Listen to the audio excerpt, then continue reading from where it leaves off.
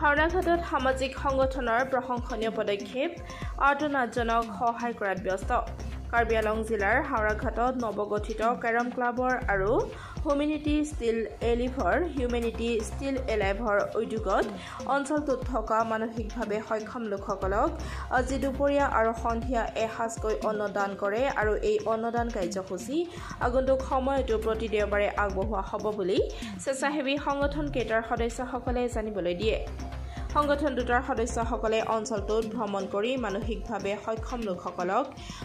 বিচাৰি নিজ হাতেৰে অন্নদান কৰি খুৱাই আনন্দিত হৈ পৰে।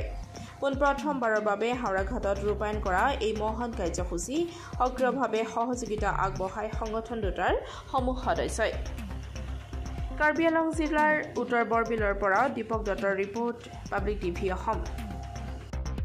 আজিৰে পৰা আমি হাওড়াঘাট কেৰম ক্লাব আৰু হিউমেনিটি ষ্টিল এলাইভ বুলি আমাৰ এটা ফেচবুক পেজ আছে, তাৰ